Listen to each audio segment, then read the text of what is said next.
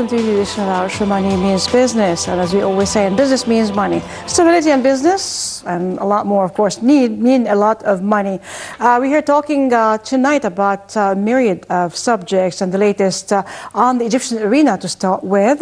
And we have our guests who are going to be probing the different issues taking place on our local scene, of course, that is also linked to the international arena. But, you know, our focus is Egypt.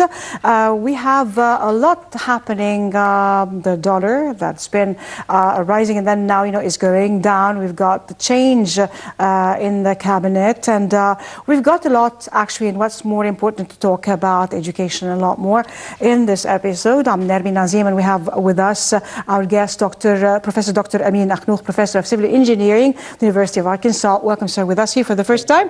Dr. Amin actually came and is planning to come to Egypt after spending a long time and benefiting the United States and benefiting Egypt as well, his home country. So welcome here in Egypt. And also Dr. Abbas, economic expert. Welcome, sir, with us. The same Dr. Abbas has been going and coming from the Netherlands for the good of Egypt, helping as much as possible, since, you know, now we need all the brains that left Egypt, you know, for some time to come back again and help building our country. We're going for a short break, after which we'll be coming back. But before coming back and talking, we do have our first report on the change that took place in the cabinet. Stay tuned to us, don't go away.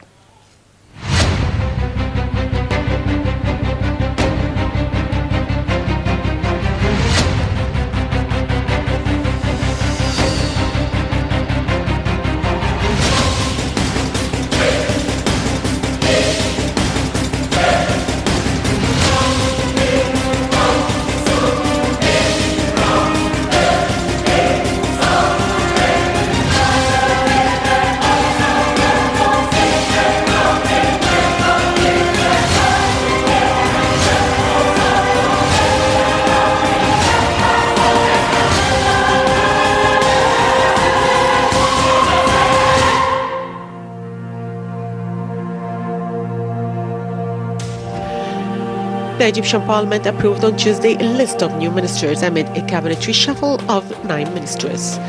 9 ministers include Ali Musalhi as Minister of Supply and Internal Trade, Hala Said as Minister of Planning and Administrative Reform, Abdelmenam Al-Banna as Minister of Agriculture, Tariq Shawqi as Minister of Education, Omar Marwan as Minister of Legal and Parliamentary Affairs, Mohammed Hisham Al-Sharif as Minister of Local Development, Khalid Abdel Ghaffar as Minister of Higher Education, and Hisham Arafat as Minister of Transportation. Moreover, the Ministries of Investment and International Cooperation were merged together and will be held by Minister Sahar Nasr. 4 deputy ministers were also designated, including 3 for the Ministry of Agriculture and 1 for the Ministry of Planning. The list was sent to the Parliament by the Cabinet on Monday. Also Monday, Prime Minister Sharif Ismail announced the merger of 2 other ministries. Ismail added that 4 deputies will be appointed for each minister. Ismail said that the change is part of the government's economic and social reform plans. He stated that choosing the new ministers will rely on each minister's ability to achieve the current phase's goals, and that there are certain standards that need to be met in order for them to be elected. Ismail further stated that a number of ministry candidates disagreed to take the offered positions, stating that it is very challenging to be a minister concerning the current situation in Egypt. Musalhi, the head of the Parliament's Economic Committee, resigned on Monday. Several media outlets reported that the reason behind his resignation is that he will be part of the new cabinet reshuffle and that he will replace Dalia Khurshid as the Minister of Investment. In mid-January, President Abdel Fattah al-Sisi declared in an interview with national newspapers that there will be a cabinet reshuffle for certain ministries. Al-Sisi can decide a cabinet reshuffle in accordance with Constitutional Article 147, which states that the President of the Republic may relieve the government from carrying out its duties, subject to the approval of the majority of the members of the House of Representatives, and may conduct a cabinet reshuffle after consultation with the Prime Minister and approval of the House of Representatives by an absolute majority of the members present, which must not be less than 1/3 of its members. Egypt witnessed the last cabinet reshuffle in March 2016 when 10 ministers were appointed, including the ministers of Finance, Investment and Tourism. Ismail has been leading the cabinet since 2015.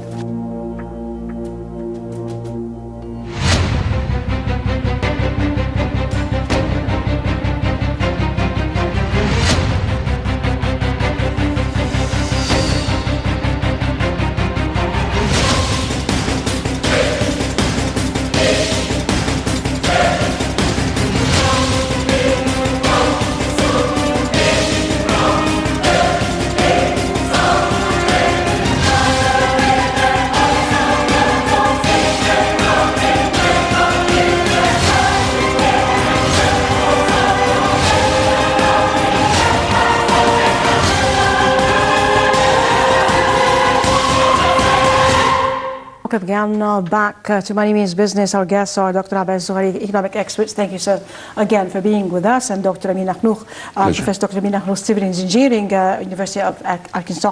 Thank you very much again for being with us. What should we start with is, like we started with a report on the change in the cabinet. Dr. Abbas, how do you think, how do you view the change actually, and how do you evaluate, as we do, ask the question week by week, the performance of the government, the previous government, and now with the change? Well, the last change is, I hope it's good.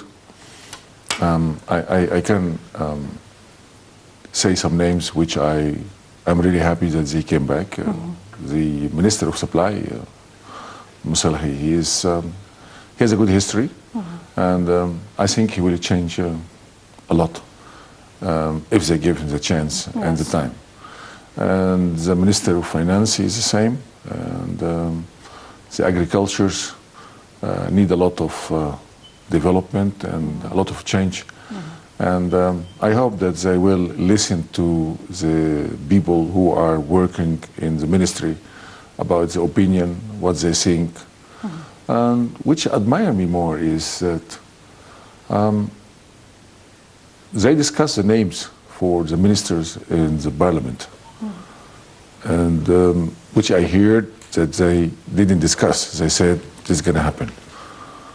I think we are in a time that democracy will take a place, and also before changing the cabinet, they should have put the names 1 or 2 weeks ahead, and they give it to the parliament to inquire, and also to go to the ministry and to see and to ask if this is the right person which he is supposed to run the ministry or not. I think it's important. We have to give it a chance and a place next time. And I wish them luck. And that's all what we hope in Egypt, that those people will try to change and the suffering of the population, because the prices has been they rose dramatically. Yeah, dramatically. And I hope that the new cabinet will do the best to change this one. As you have seen the last time, the dollar has decreased, as we have said before, in 4 months' time or 5 months' time. Now this is the 3rd month, and it becomes 2 pound or 3 pound less. Today was 15 pound and 95 pesos. 95. And I will be happy to see the dollar coming to 10 pound. Do you think, do you expect that it will just reach? Well, this is, yes, I expect it to. It's not for nothing. It's we're going from the cabinet to the dollar now, but it's all connected to. As I said before, we have a lot of resources in Egypt which we cannot discover because we don't have the expert. And we have a lot of gold in Egypt. If I think about the pharaoh, if I think about the old ancient, that those people has a lot of gold in the civilization, in clothing, in monument, and everything. It will give me a chance. Well, did they import this gold, or did they found it in Egypt? So it's a small things. Also, I heard a lot about that people going to dig in the ground close to the area where the old city was, and they found gold in the ground, and they sell it to the foreigner. Sure. So my request to the government is, go and follow those people and take a place and then dig for a gold, and they will find. Because I am sure, across the Nile and besides the river, there is a lot of old cities, and if the government will make, with a modern system, of course, they are not going to say, okay, just to get the definitely. With a modern system, just go look for that, I'm sure that they will find. So, and also the ex-minister Mahleb is taking the head of the gold research now, and I'm sure that this man will succeed because he's very honest and he's working very hard, and we will find gold in Egypt, and it will help our economy. and it will help also our dollar to decrease. Yes. So I wish. You said 10 pounds, but then, well, now it's like fluctuating, up and down. Do you think, it will just be a rate and stable rate? No. Do not expect that the dollar will be a stable rate, because as a monetary in the whole world, the dollar is going ups and downs. And I wish that this will happen in Egypt. But it's going in cents, with us going in pounds. So the dollar was 7 pound or 8 pound, and now it was 18, 19, even 20, across 21. So that was crazy. Yes. But I'm glad. The last few days. It is not because of the new cabinet. It's because of the economy, and it's because of the less import. And also, Egyptian Airlines. I'll give you an example. Someone goes to the market and buying 5 kilo of orange. He buy one now. Sure. He doesn't buy 5. Egyptians like to have the luxury, buying new cars. Yeah. Some people change it in 2 years or 1 year, and now they don't. Consumption. And now they don't. Yeah. So I think that they understand the message. Yeah. They understand the message very well, and they are very, very helpful. They complain, and their complaint is right. We cannot ignore the complaint which they do. Yes. Because it's going about prices. Yes. Dr. Amin, any comments on that? How do you see this problem? Well, actually, living abroad, it's not very easy for me to tell how this change would help, definitely. especially on the shorter term. However, what I expect, or what I hope at least, that the people would understand that the time factor is very important. It works both ways, whether for the cabinet to move fast, or for the people just to be a little patient. I mean, the public pressure, social media pressure. We have to have some trust. We have to show appreciation that this change was so much open. Yes. People were able to discuss about it, talk about it. We knew about it, fair and square. One comment I would say that a lot of the ministers right now are on the age of 40 to 50, so it's not like before. There's a lot of energy. Younger, there's a lot actually, ones, yes. Yeah, there is a change happening. There is a shift on, the policies. We're no longer dependent on people who are 75 plus. Having 45, 50-year-old ministers, a lot of energy, new way of thinking, new ideas, new blood. So I'm hopeful, I'm optimistic. Again, living abroad and visiting for a few days this time, I can see how I'm now shifting to the economical side. How some changes on the lifestyles are going to help. For instance, I used to, where I live, go down to the street probably by midnight, and you find a traffic jam. Yeah. So it was like a 24/7 rush hour. And that was horrible. I mean, people were doing that in part because of cheap gas, low gas prices. Yes. Right now, what I can see, of course, the weather is not helping so much, so a lot of people are preferring to stay home. But still, I believe the number of youngsters who were just going, with no target in the street, driving their cars left and right, are no longer doing it. So that's added value to the economy. Whether, lesser traffic, you can do your trips faster, or you're cutting down on the expense, and on oil or using gas. Same for food, that extravagant lifestyle. Exactly. People will just buy the quantities they need, not the quantities they wish, and throw half of it to the trash. So, that's a change in lifestyle. Hopefully it will go hand in hand with the new changes on the cabinet to end up with a better economy. Definitely. But then, both of you, when you're just, you travel and you come back, and then you can see things like we are living day by day, and life goes on. We can change. I do need this. I don't need that. I have to just do this or don't do this. But when you come, you just spot right away, as you said, the changes. That this is, you can really right away say, this is, getting better on this, track, and this is, happening this way more, when you every time you come here. How do you see things? Because there are lots of complaints, Egyptians, some Egyptians do complain a lot, and they don't like to look at the positive side. Okay, sure.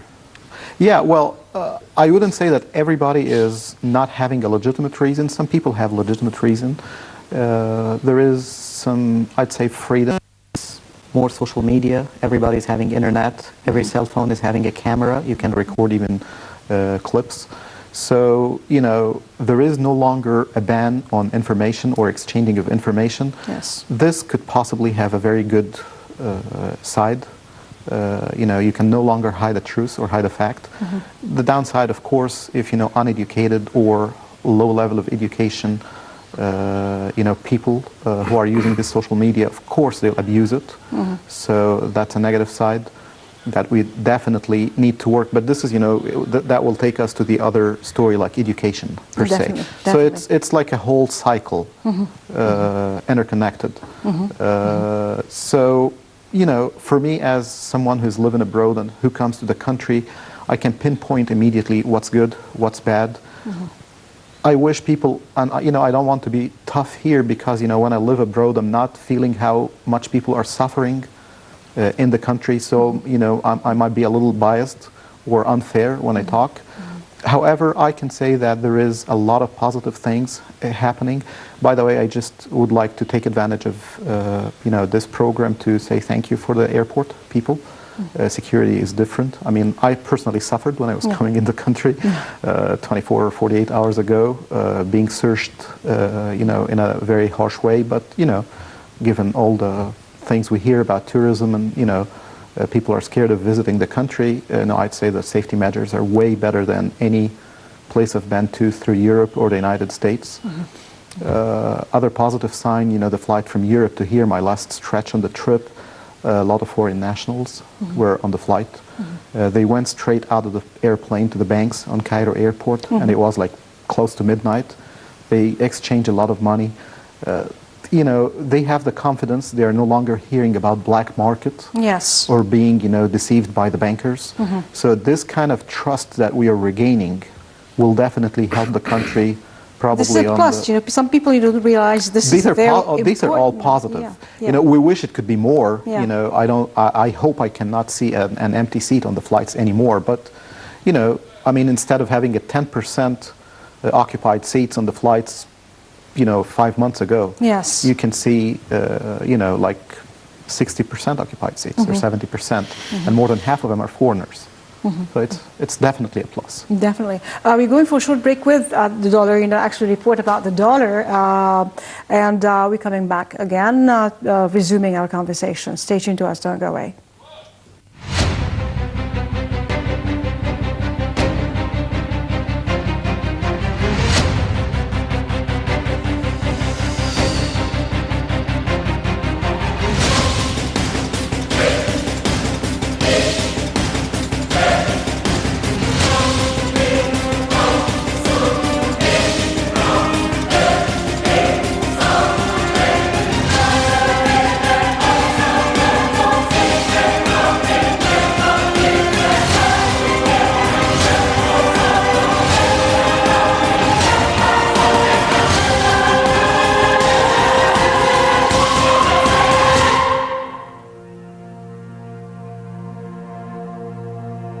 The US dollar exchange rate continued its decline at the National Bank of Egypt by £1.53 piastres.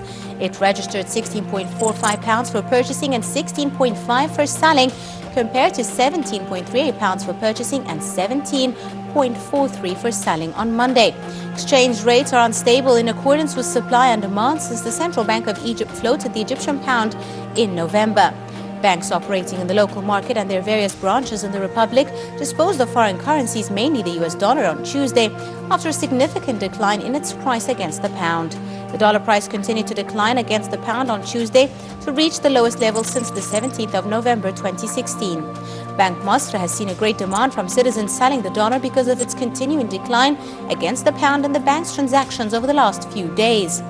According to Tamer Youssef, head of the Treasury sector in one of the foreign banks operating in Egypt, the branches of the bank in a number of provinces have witnessed a large turnout of citizens to get rid of various foreign currencies, not just the US dollar. According to the Central Bank of Egypt, the euro lost about 2.7 Egyptian pounds of its highest price after the flotation, as it registered 17.5331 for purchase and 17.6724 Egyptian pounds for sale, compared to 20.2521 for purchase and 20.4203 Egyptian pounds for sale on the 1st of February. The sterling pound also lost about 3.1 Egyptian pounds from its highest price after the flotation, as it reached 20.5623 Egyptian pounds for purchase, 20.7303 Egyptian pounds for sale, compared to 23.7215 Egyptian pounds for purchase and 23.9198 for sale on February the 1st. The decline of the US dollar has also reflected on the Saudi riyal, as it lost about 0.7 Egyptian pounds, registering on Tuesday 4.3989 for purchase and 4.4337 for sale. A source at the CBE said in a statement that the banks received flows of foreign exchange amounting to $12.3 billion since the flotation of the pound on the 3rd of November, pointing out the banks once collected about $635 million in one day.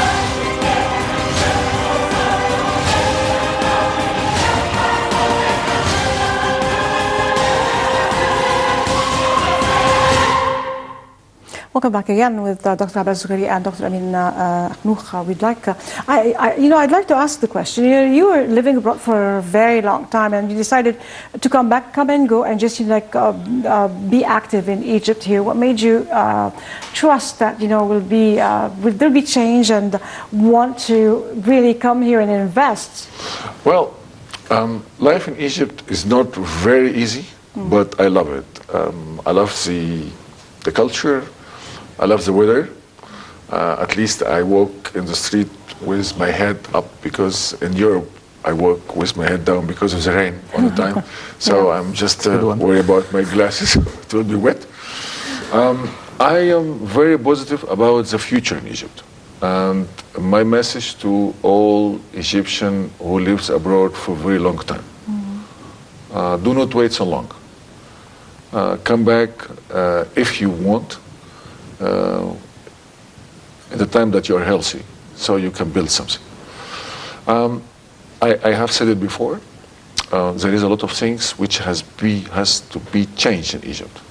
I talked about the bureaucracy in government, declaration, paperwork, and I think the president is giving a lot of attention to this point, because it's very important for the investment. The Egyptian culture and the Egyptian people are adorable, and you can love them easily because they are very generous. They complain a lot. Yeah, they do. But some of them, not everybody. Well, no, the most people complain. Most people. Let's be honest. Okay. Yeah, Very emotional. Okay. Let's be honest. They complain. They complain a lot about the prices, and because they would like to live the luxury life. But I said, well, God respect or forgive who knows the value of himself. Let's take the chance. Just try to live as you are and not more than you are. Yeah. And then if you will be satisfied and accept it, it will be much better, and you will be living healthy without any sickness. For investment in Egypt, it's the future. But as I said, there is a lot of things has to be changed to make it easier for all the investment. I don't want to repeat it, because I'm sorry, doctor, because I have said it the last time about transportation and about one-spot shop that you can we talk about finish all the impediments, declaration. definitely, and the laws, the budget laws that should be to the make protected things easy, law for the investors, because I told them that the investors, they have an organization. None of the investors come individually, because he is in an organization, and he got some people to protect him if he become in a problem. So And it's kind of wheels.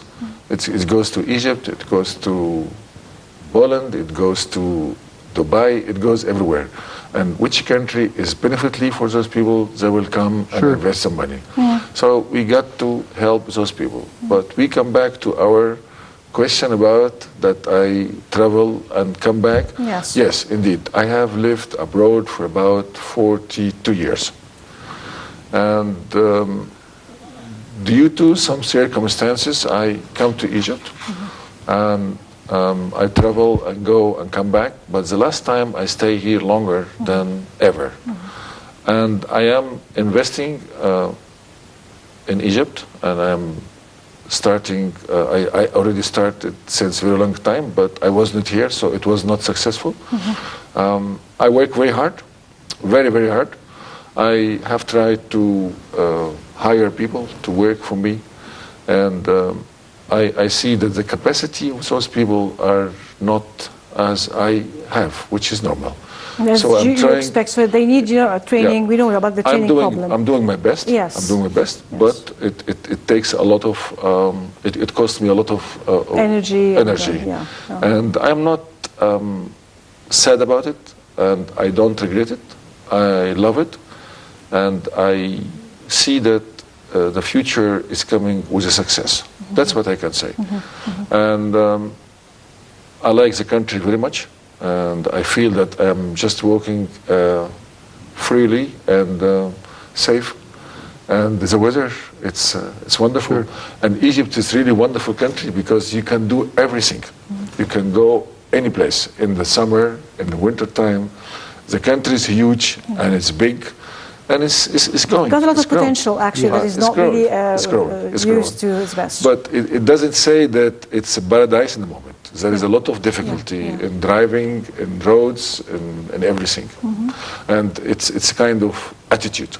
So I'm asking all people to follow the attitude and to respect the law, and we will be the best country ever. Because I'm not saying this to make Egypt the best country, but it's true. It's true. We have everything. Yes. We have everything here. Yes. We suffer sometimes, but we have everything.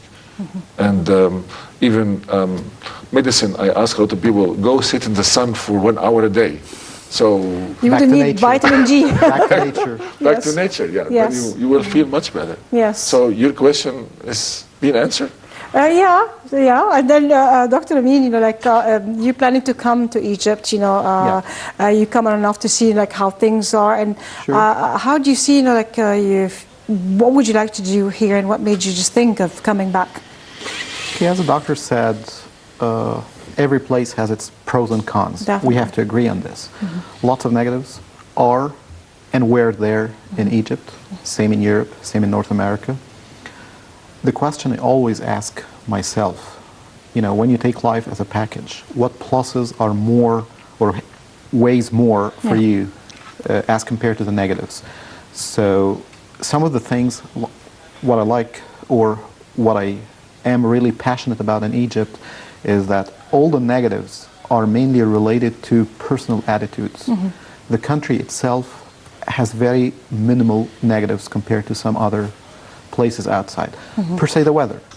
I mean, regardless of how the people are or whether they're good or bad, you cannot change the weather. Yes. You see? So if you're living in North America where, in Canada per se, and you have minus 50 at some time, you're not going to change this. No matter how the government is strong, no matter how the army is strong, this is something you have to suffer from for like 4 months, a year. So you're wasting 1/3 of your life as a dormant person. Now, when you come back to here, there are lots of problems. Traffic problems, people attitude, lots of complainers, lots of,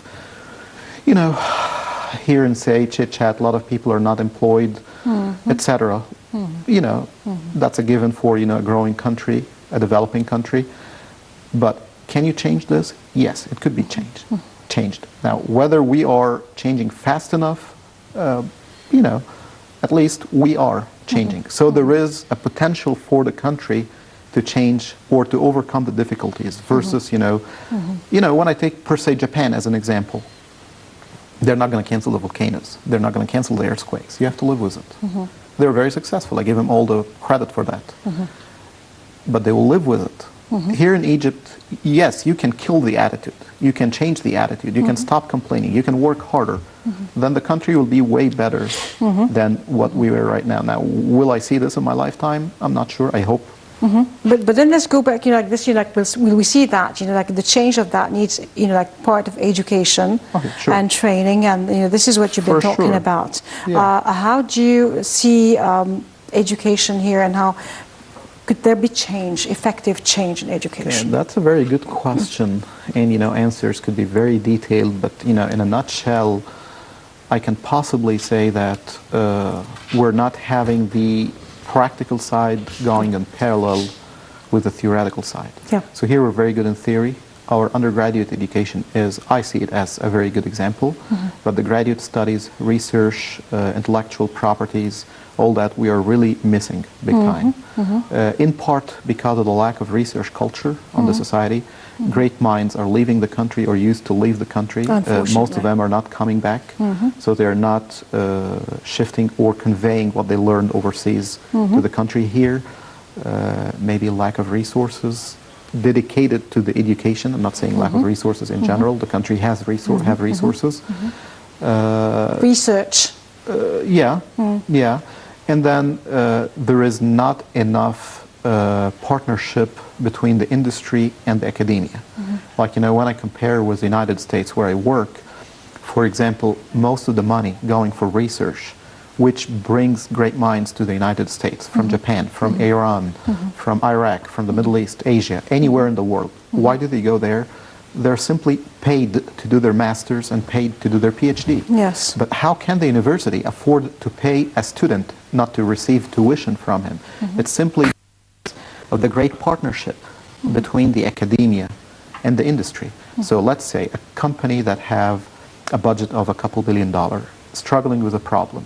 Instead of wasting its resources and its employee time trying to fix this problem, what they're going to do is they will just announce that they have this issue. In construction per se, they want a special concrete mix. I'm referring to this example because it's my area of research. So instead of wasting their employees' time, they go to one of the universities, one of the research centers, and they say, hey, we've got $1 million. Could you please help us achieve this, this, and that?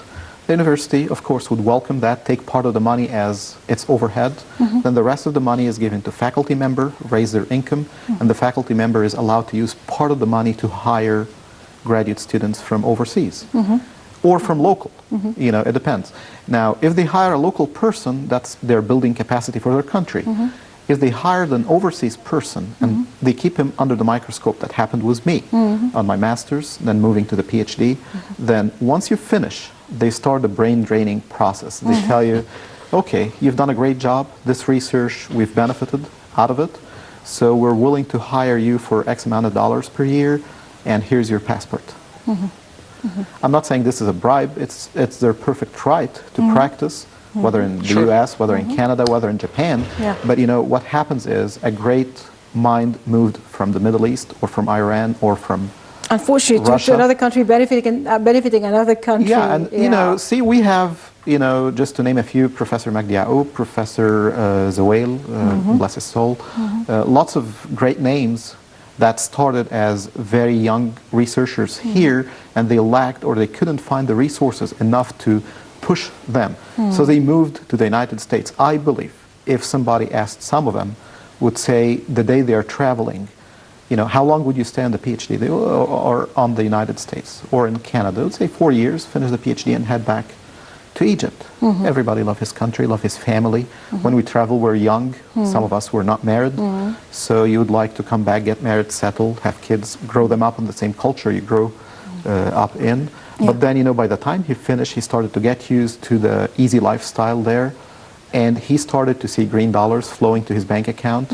Then you tell him you'll be moved from the status of being a student to being a researcher or a faculty member in a university, and you'll get your citizenship. And it's a heck of a deal. Sure. So that's partnership between the industry and academia. The university has no budget to do this. So it's a win-win situation. Your industry partner, you simply solve his problem. instead of wasting his employees' time. And most of this money he pays for the university to do research is tax deductible. So it takes part of, the government their tax system, taxation system. It encouraged the company to give money to the university, and it encouraged the university to import mines and keep the mines. So it's a whole network. It's not only the education, you have a good professor, a blackboard or a computer, and a good student. No, it's more than that. So we lack this big time in our country. We're living in separate islands. Yes. Industry is good, academia could be good, but where's the the gap between them? You have to bridge this gap. At least, I'm not saying import foreigners to come here. That could happen in 40, 50 years. But at least maintain our people instead of that bleeding we're having. One final, because we don't have time at all. One final word from you, Dr. Abbas. Sorry? One final word. Final word. Less than a second, actually. Second. Okay. I hope that we'll have a chance next time to explain more about the economy and about the investors and about how we can encourage the investment in Egypt and also about the ways that we could decrease the foreign currency in Egypt, that we could have a better life. Yes. Dr. Abbas, thank you very much for being with us. Dr. Amin Ahmed, thank you very much. Bless you, gentlemen, and welcome again back to Egypt. And as we always end up our show, ادخلوها بإذن الله بسلام آمنين. Enter Egypt, God willing, safe, and blessed be Egypt, my people. And God bless our Egyptian army. God bless our Egyptian people. God bless our president. I'm Nermin Nazim signing off, and I leave now the grounds to my colleague Nermin Abdulrahman with the latest in the stock market. Goodbye for now.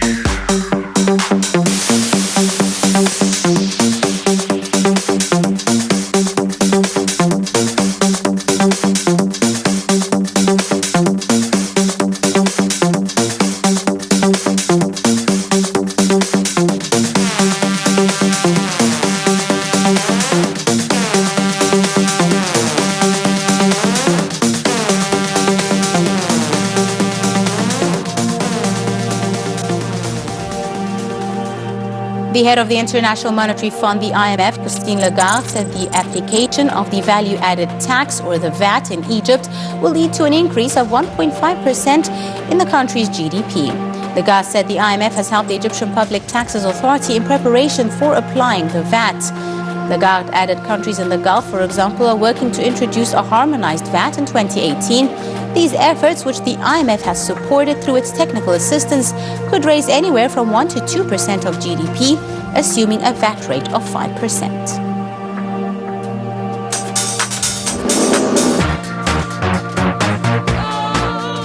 The Egyptian exchange extended its downward trend for the fourth day in a row as the benchmark EGX30 declined 1.85%, or 236.3 points, to the level of 12,503.73 points.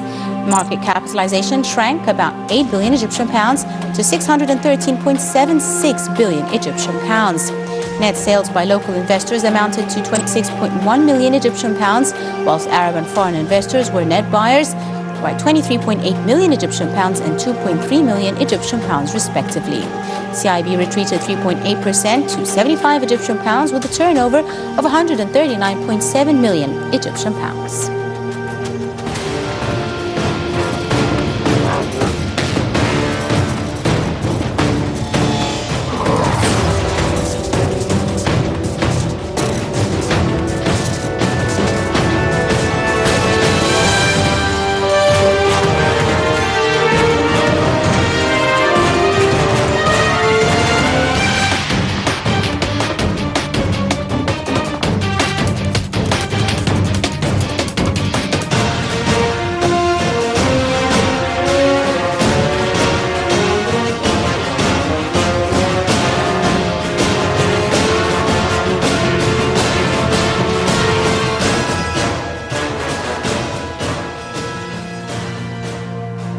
The Minister of Finance, Amr Garhi, said the country is committed to paying all of its obligations to foreign partners, noting the government is currently working on repayment as soon as possible.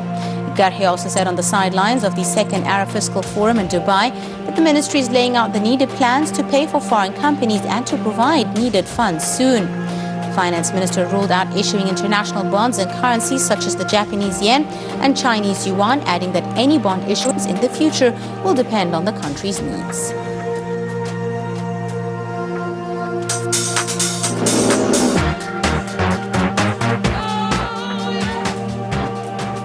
Egypt's finance ministry sold $1.092 billion in 1 year dollar-denominated treasury bills to local and foreign financial institutions at an average yield of 3.62%. The minimum yield was 3.57%, whilst the maximum yield was 3.62%. Meanwhile, the central bank launched an initiative to subsidize the renovation of hotels, floating hotels, and tourism fleets. Through the initiative, banks will secure 5 billion Egyptian pounds with an interest rate of 10%, extending over a maximum period of 10 years, according to a study conducted on each client separately.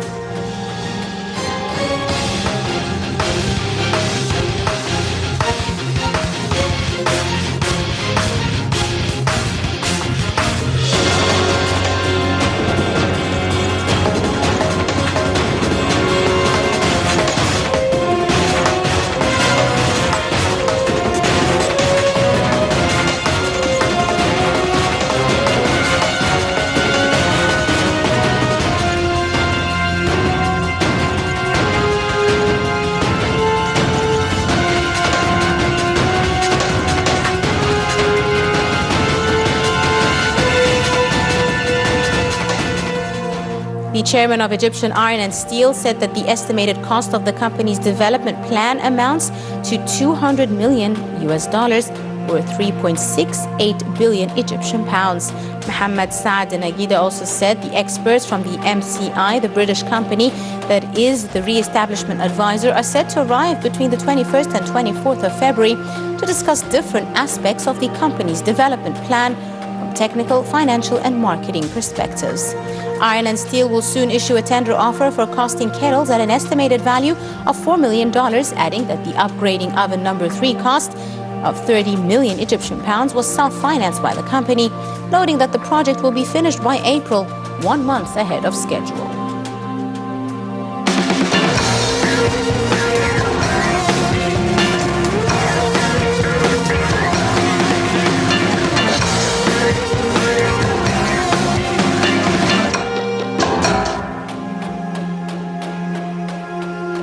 The British economy will slow down sharply over the next couple of years, says the European Commission. Its latest forecast says the UK economy will grow by just 1.5% this year and by 1.2% in 2018 compared to 2% last year. The Commission says the slowdown is promoted by uncertainty following last June's Brexit vote in the United Kingdom. By contrast, the Eurozone of 19 countries is predicted to grow faster than the UK by 1.6% this year and 1.8% the next.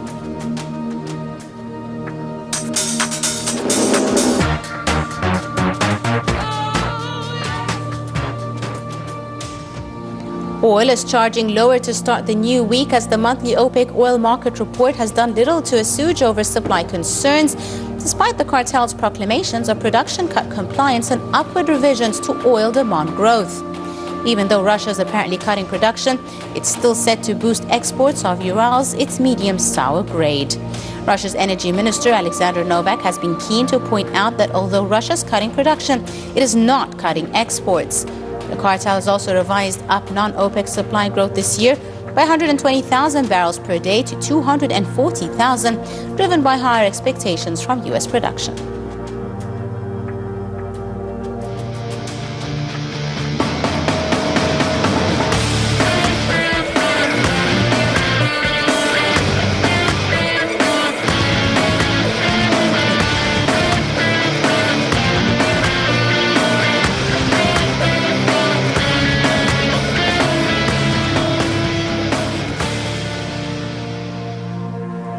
Germany's trade surplus hit an all-time high last year as the country continued to export significantly more than it imported.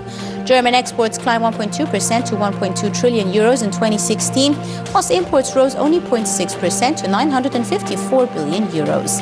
German Chancellor Angela Merkel rejected the claims, however, stressing it always has been her country's policy that the European Central Bank should pursue an independent monetary policy.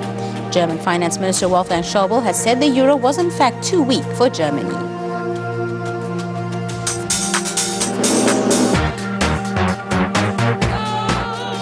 Stocks around the world continued to push higher Monday, and U.S. indices again hit records. Bond yields climbed. Standard & Poor's 500 index rose 12 points or 0.5% to 2,328. Nasdaq Composite rose 31 points or 0.5% to 5,765. Treasury yields also rose as prices for the bonds dropped. The yield on the 10-year Treasury note rose to 2.44% from 2.41% late Friday. 2-year and 30-year Treasury yields also notched higher.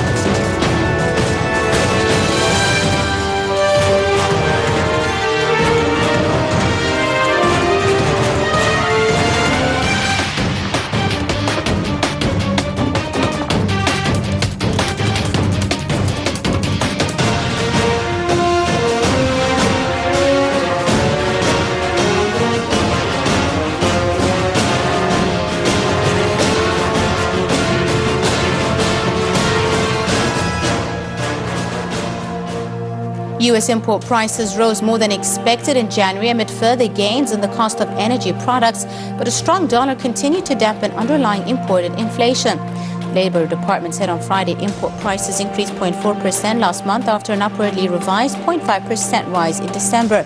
In the 12 months through January, import prices jumped 3.7%, the largest gain since February 2012, after advancing 2% in December. Import prices are rising as firming global demand lifts prices for oil and other commodities, but the spillover to a broader increase in inflation is being limited by dollar strength.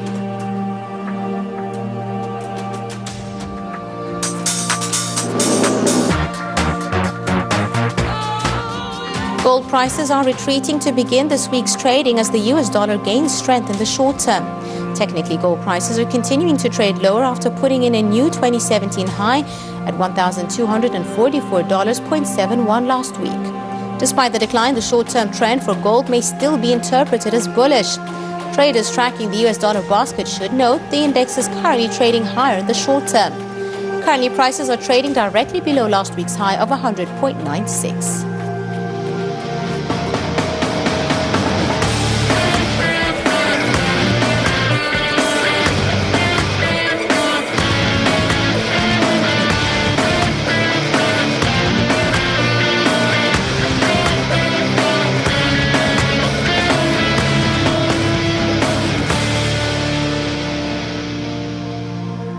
Greece's Prime Minister Alexis Tsipras has warned the IMF and Germany to stop playing with fire at the expense of the Greek people, saying he's confident a bailout deal is within reach. Markets were hit this week by concerns that a deal might not be reached before July, when Greece is due to make a €7 billion debt payment. European negotiators are trying to seal a new agreement so Greece can release another tranche of funds from its most recent €86 billion bailout to make the payment. Representatives of Greece's lenders are set to return to Athens this week to check whether Greece has complied with the second batch of reforms agreed under the current bailout.